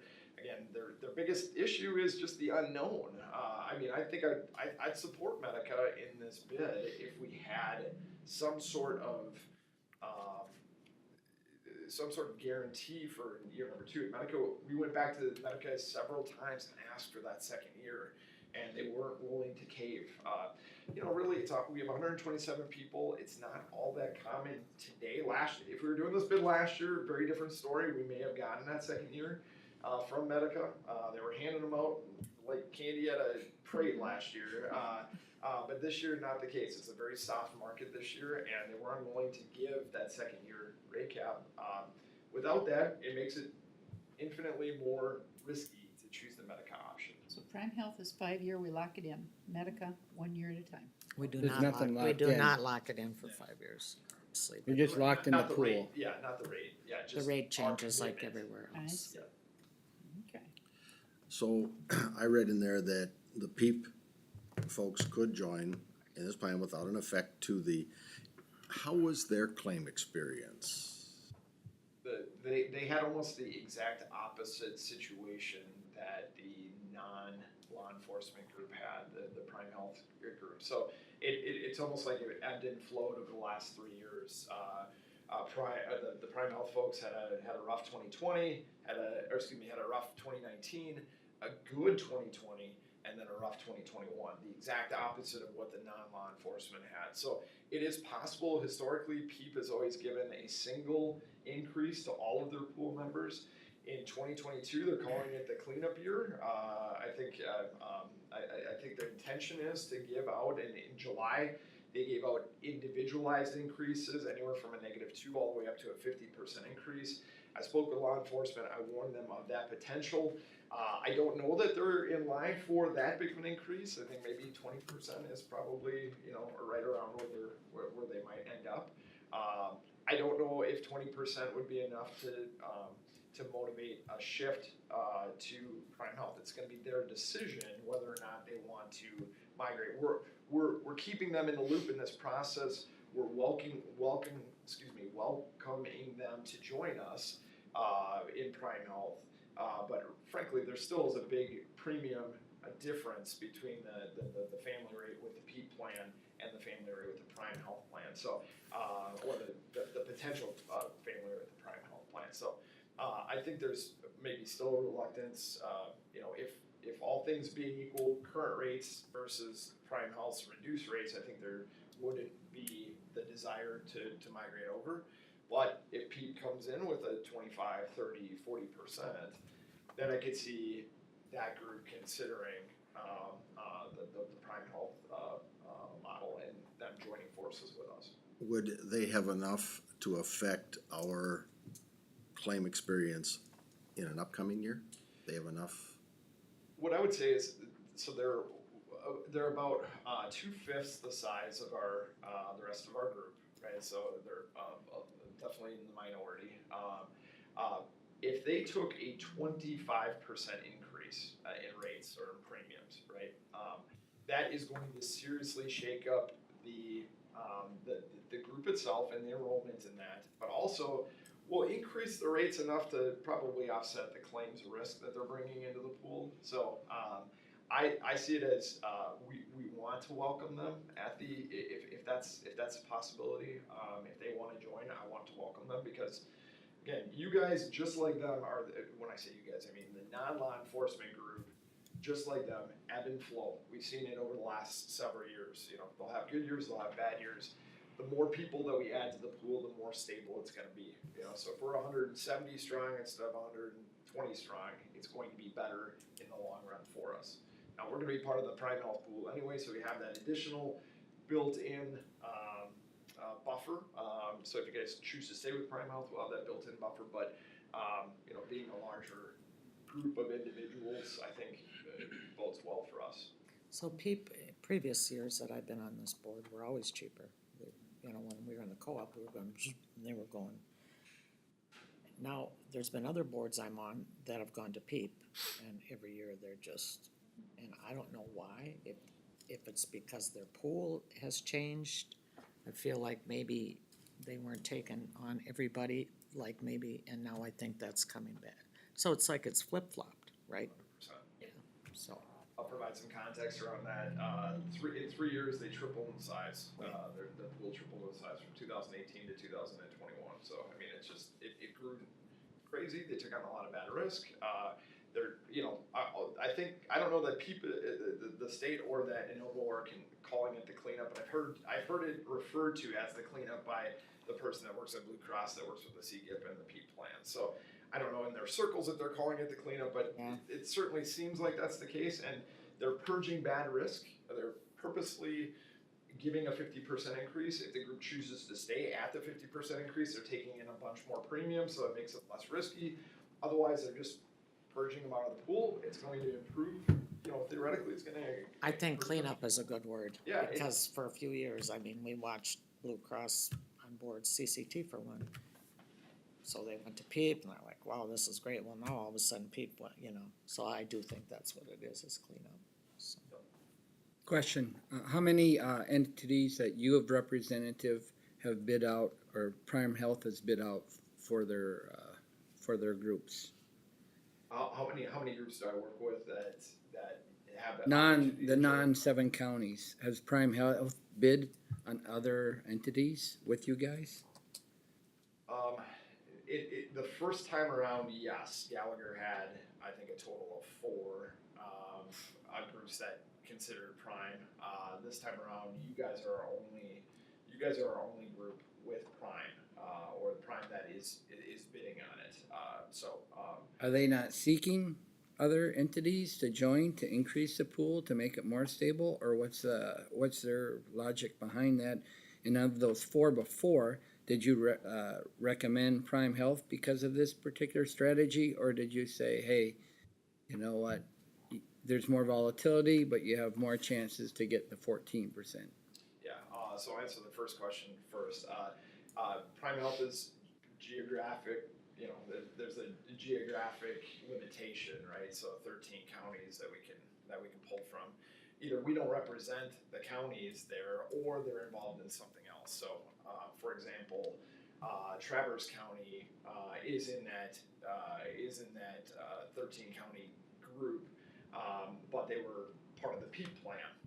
And last year, we moved them to the service cooperative, and they have a rate guarantee for this year. So after this year, it's possible that Traverse County looks at them for next year. So I do believe that Prime Health is seeking out, seeking to increase their block. And I don't know, maybe Commissioner or Amy, you guys. I think they wanted to get through this first 5 years, and I think they will be seeking out. I do think I've heard Matt say that. I think Kia said we needed to learn how to walk before we could run. I think that's what they've. Yeah, I know that they have spent more time talking with counties this year and last year than they have in the past about what the pool is and what. I mean, I'll say the hospital, I think they should be, we should get some But information what I'm to them. saying is, why aren't they? There must be a reason. They're not. I think he just said, for the first 5 years, they just weren't, why isn't the hospital? Yeah. I don't know. I mean, it's right in our I think backyard. they're self-insured. Yeah. I'm not sure, but it's certainly something to explore. And I think Matt and them have said that they weren't seeking until they found out how this would work. This was very experimental when they started, and they were asked by many counties to do it for a long time before they took it on, so. Those other 4 entities, you're gonna say, that Prime Health bid it out, what occurred there? 3 of them went to PEAP. What I'll say is that at the time, I remember giving the presentations, and in all 3 cases, it was between Prime and PEAP. And as an advisor, we're concerned about risk. And there's significantly more risk joining a pool that's unknown. We have no idea how Prime Health is going to do it. And I was very frank. I had to sit in front of board members like you guys, with 2 of them serving on the Prime Health board, and I had to make recommendations that were maybe counter to what they actually thought should be happening. They wanted to commit, they wanted to be part of Prime Health, and I was recommending, just based on risk, you're choosing an unknown versus a known commodity, which is the PEAP plan. For the first 2 years, PEAP was great. They delivered on their promises, and then the last couple of years, you saw the bigger increases, the 9% increases and the 10.5 or 10.7% increases. So I think overall, each group is different. Maybe what I'll say just in general is each group is different. Each group has their own risks, has their own risk profile. I think Jenny and I try to make recommendations based on what the group's risk is versus what their goals are. And at the time, 5 years ago, PEAP was running an incredibly stable pool. It was hard for us to recommend anything other than PEAP. They were giving out an average of 2.7% increases every year. And again, that didn't happen. Year number 3 into the PEAP pool, all of a sudden we started seeing the 9% instead of the 5% and 4%. So, but that was our logic at the time.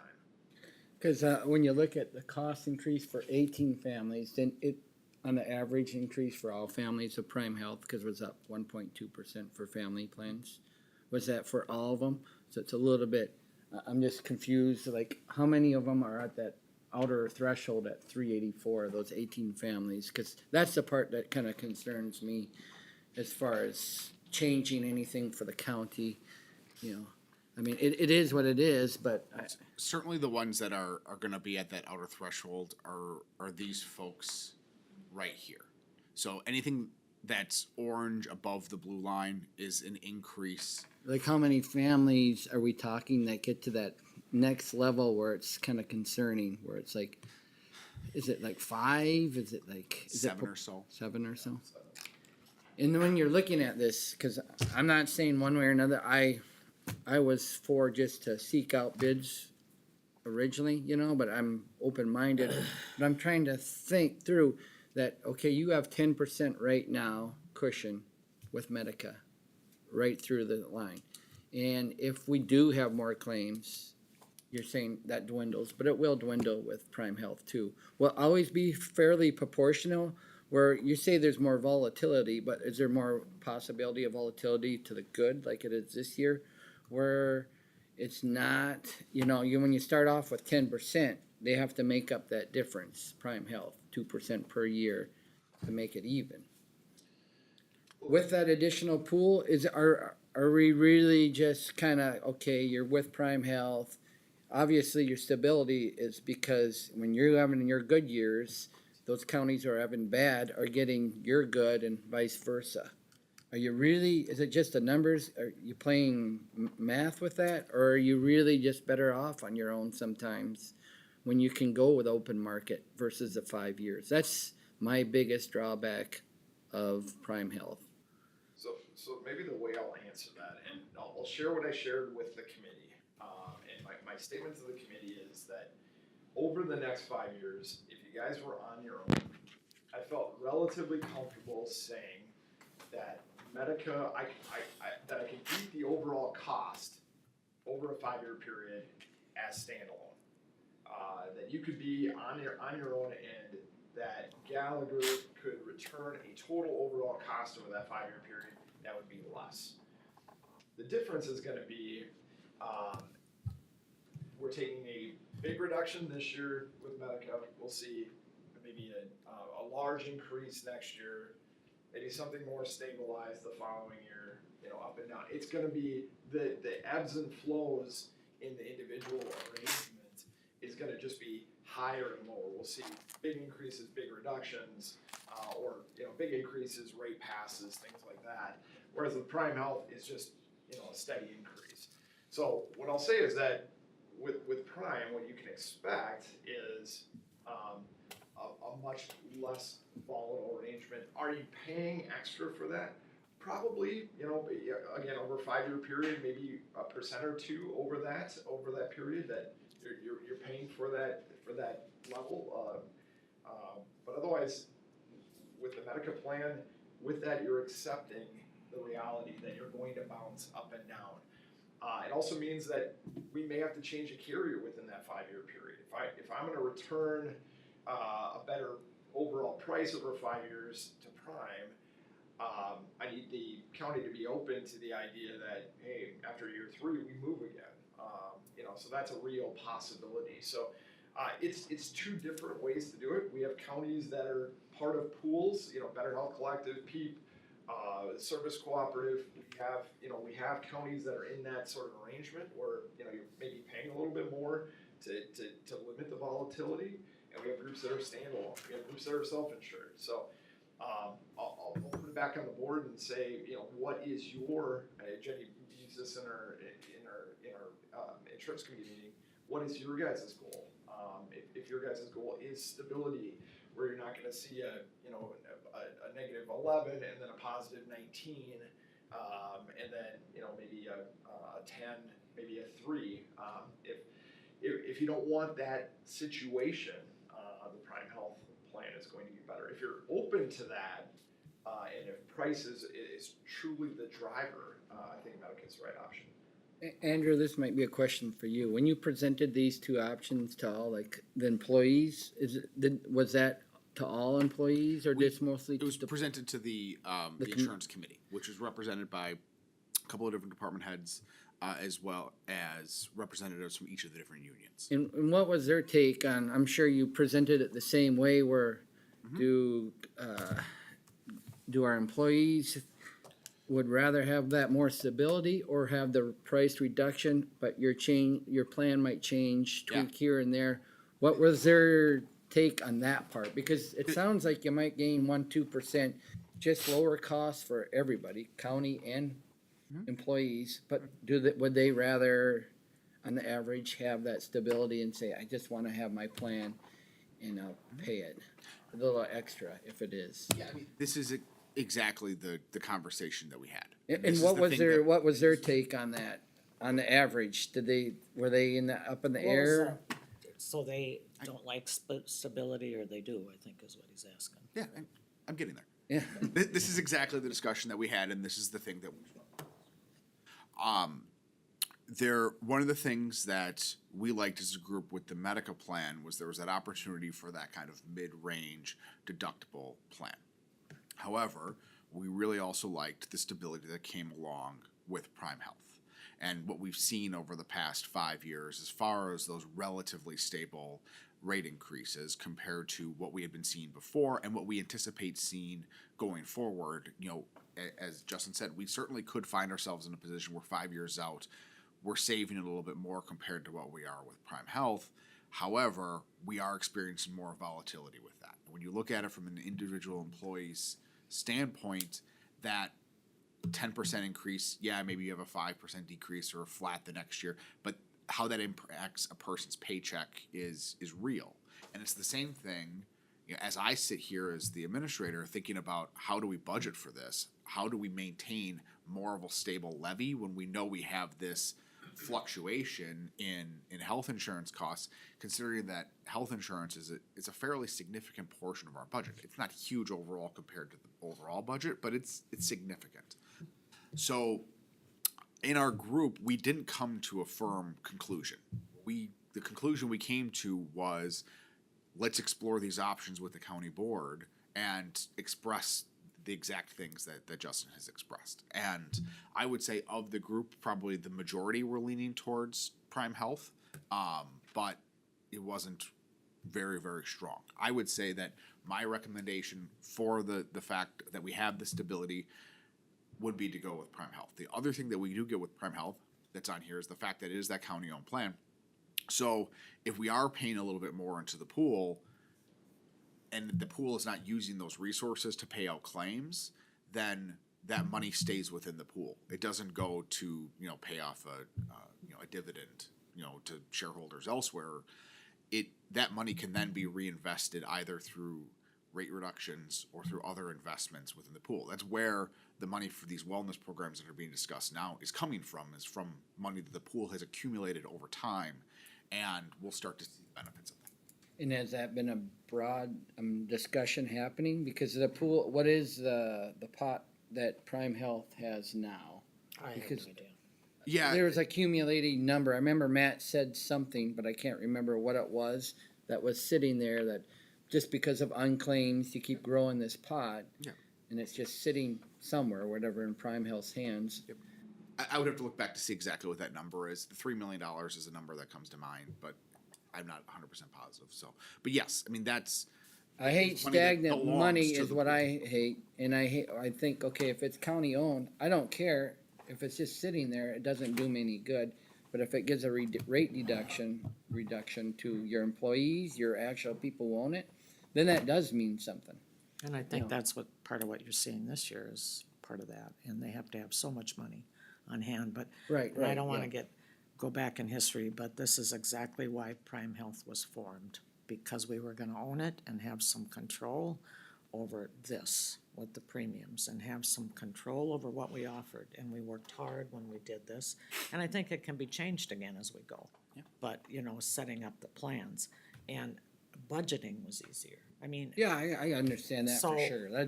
That's a no-brainer in terms of that. It's easier budgeting something that's stable. And But if Prime Health is anything like Prime West, when they get some money, it comes back to the community, right? They do grants, they do different They things. do that for network, work, to make sure that the Yeah. network is maintained and create positive relationships with. that's Prime West, That's right? Prime West, but Right. I'm saying that's, if there's anything Yeah. like Prime West, that, it's gonna be our money. I mean, I look at some of this drug coverage, I'm on a Medicare Advantage, I hate to age myself, but I pay a lot more for my I think your inhaler. hair does that anyway. Thank you, I'm gonna change that. He is so. You getting Hey. out there, Yeah, I know. getting on a limb. I know. You didn't know it, well, anyway. Yeah. I didn't have all this till you became commissioner. You should see my wife's hair.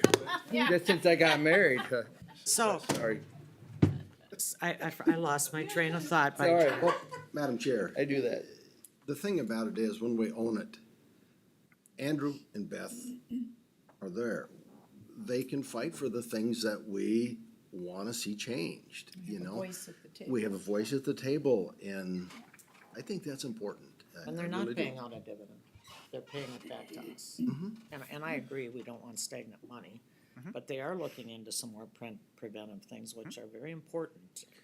So, I just think for me, it's a no-brainer, but Well, one thing I was gonna point out too, you mentioned Traverse County, and Traverse County isn't even an outlier in this equation because they only have 3,282 county populations, so I mean, yeah, I mean, they're eight Not all times the smaller bigger they than are. us, yeah.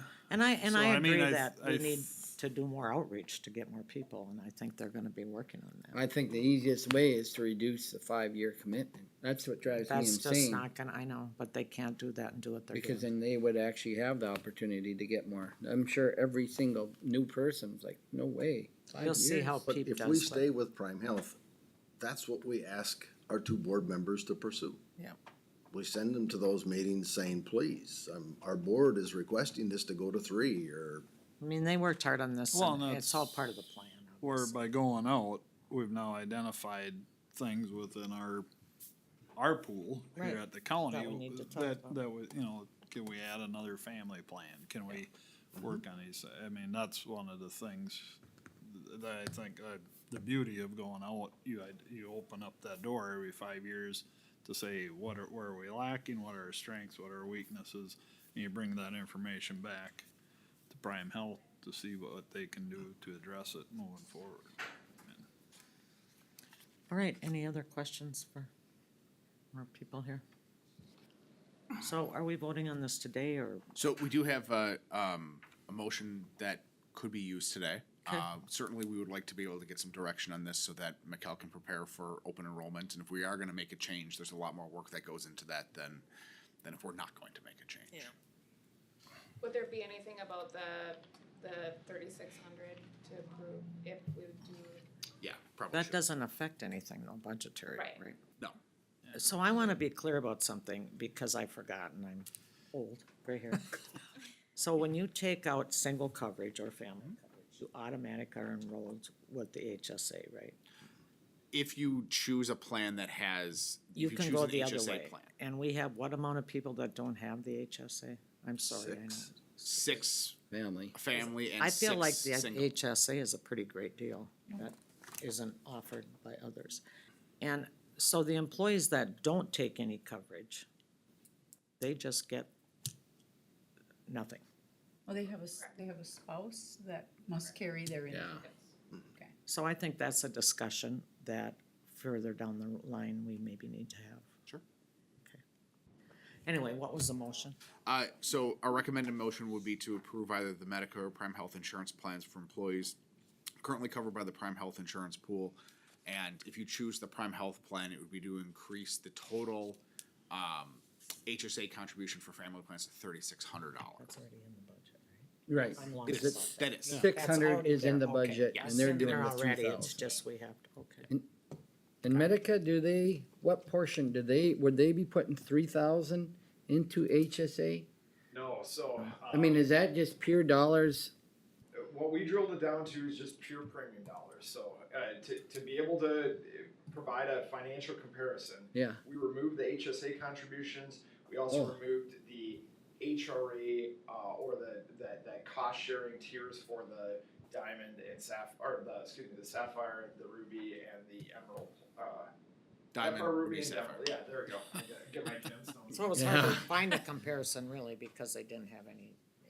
Yeah, we put everyone on the Emerald plan, remove the HSA just so we can get to Okay. the basic premium, period. And that is like, everybody had contributed 0. Zero. Yeah, Gotcha. exactly. So it's all apples to apples on that portion. It is completely fair, 100%. Gotcha. Right.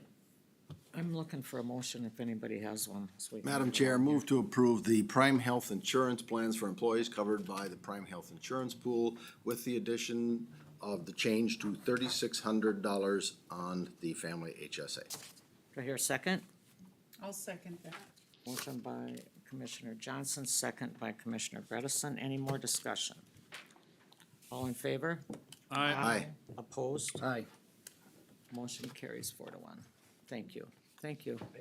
And I just wanted to say real quick, thanks to Justin and Jenny and their whole team. They've spent a ton of time on this, pulling all this information together for us and putting it in a way that those of us who aren't involved with insurance can understand. So thank you very much. And thank you for the health insurance. Oh, yeah. And absolutely. Say I it. hate, And Mikkel, thank I you hate for reminding that me as word. well. I The can't. entire health I don't insurance even committee, want everyone who's to involved with that, second. spent a lot of time as well. Much appreciated.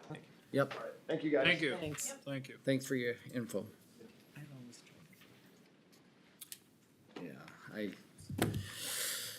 All it right. is what it is. That Do we part. need a 2-minute break here before we, or 5 minutes? We can dispose of Bill quickly. I had asked to have H Say to yourself. I missed it. Oh, I forgot about, sorry. Disposable. For nothing. I know where Do that you is. have a hole? You wanna cover them up with some I've got a spot. some picked out. asphalt, or So, is it that pothole out and outside of Litchfield there? The reason I asked to move it out of the consent and put it in this particular position, had we chosen to go with Medicare with a $200,000 savings, I was going to try and convince everyone that that might be the appropriate use for the money, because he now knows that you can get both trucks. So that was why I thought. sorry to get your hopes up. So, My hopes were up. I just wanted to make sure it was on the agenda, being the purchase was approved. That when somebody looks back at the records, when nobody's around anymore, they know, why didn't you buy the truck? It was approved. We hit both ends. Okay. And I just thought there may be another shot at at this thing if we had I freed agree. up some money, so. Didn't happen this time. Well, we're always, I mean, if we can find it, yeah. That's- All right, so what do we do now? Well, he's Put going to that- have to, just need a motion to, We need to read this Put motion. H back in? To rescind the. yeah, you just need to approve the motion or. Madam Chair, I'll make a motion. Move to rescind the approval of purchase of the 2022 Western Star 47X plow truck from Boyer Trucks of Lauderdale, Minnesota at a price of $133,336, and snow and ice body equipment from Towmaster of Litchfield, Minnesota, not to exceed a price of $145,000. Motion by Commissioner Schmidt, do I hear a second? No second? guess it dies for the lack of a second. So Purchase we're is not still on. God, Paul, really? I'm gonna second it then. I'm not gonna spend another 200,000. So, motion made by Commissioner Schmidt, second by Commissioner Olberg. All in favor? Aye. Discussion? Oh, I'm sorry. Discussion? We discussed it to death last week, I thought. This is then, because we didn't make any other changes, this purchase will be postponed for a year. Up to the next budget. Yeah, we typically have we have 15 trucks and we're trying to get to a 15-year cycle, so we typically have a truck every year. So this would just be 1 year without a purchase. Question then, Phil. I thought we were gonna rescind the purchase of the Mac, because they're the ones we couldn't get, and this one we could get. The Mac is currently being built, so. Oh, it is? Yeah, we learned after the last meeting that it's Yep. being. Oh, The gotcha. manufacturer canceled our order. They did not notify us that they did put it back on the line and it was in the queue, it was being built. So we cannot pull that one back. Oh, that's why I was like, The 2023 truck is the I was one we could choose not to purchase, cause that one didn't open until today. okay. Any more discussion? Any possibilities or knowledge as far as prices? We just, I'd be guessing. I'd like to say things won't increase next year, but. you can't lock in anything beyond what, 30 days, 60 days, whatever they give you for a. Well, when their contract ability opens, that's when we can nail down the price, but we don't know what, we'd be looking at 2024 is next time we take a look. I don't know what their pricing's gonna be. On the state contract, they negotiate those prices annually. That usually occurs in the spring, so that's when we'll see what kind of state bid pricing's out there. Any other questions? This price is lower than what was on the budget too. Correct. That was the original price that was in the original motion to purchase. Oh, okay. The actual price That's what is we- higher. Oh, gotcha. Oh, gotcha. Can we vote no or no? All in favor of rescinding their approval to purchase a snow truck, say aye. Aye. Opposed? Motion carries. I have one other nugget I'd like to share. If you remember the Casat 14 culvert between Lake Washington and Stella, that the DNR did approve that permit for our work last Friday. So we will be moving forward with trying to solicit for contractors and get the work moving. You Can think you you'll get the it done culvert? this fall, yeah? I'd say it's unlikely because I still hear materials are short. So is the culvert available? No, that's That's gonna what I be the main Yeah. That's obstacle. what I thought. But we'll write the contract, give the contractor the ability to do it this year or next year. Okay. Thank you for that. That was the big, the 10-footer one. versus the The 8 30. foot. Yes. Right. One they're gonna take. The DNR did their own hydraulic study that confirmed what we had done. and Okay. Approved the permit. Thank Would you. would you like a motion to close the session first? Oh my and then gosh. take a break, or do you wanna take a break and then make the motion to close? Thanks, Yeah, Phil. let's do that. What now? Take the motion first. We're gonna close the session before we do a break? Yes, because then we can have that on the recording and we can use the break time to switch over the recording system. Okay. So we're not taking two breaks. Paul is the reason I'm all messed up. It wasn't you after all, See? Andrew. How can I mess you up? I wasn't even here. Okay. I'm looking for a motion to go into closed session for the purpose of labor negotiations. So move. Strategy Minnesota statute 13D-.03. So move. I will second that, Danny. Discussion, we are in closed session.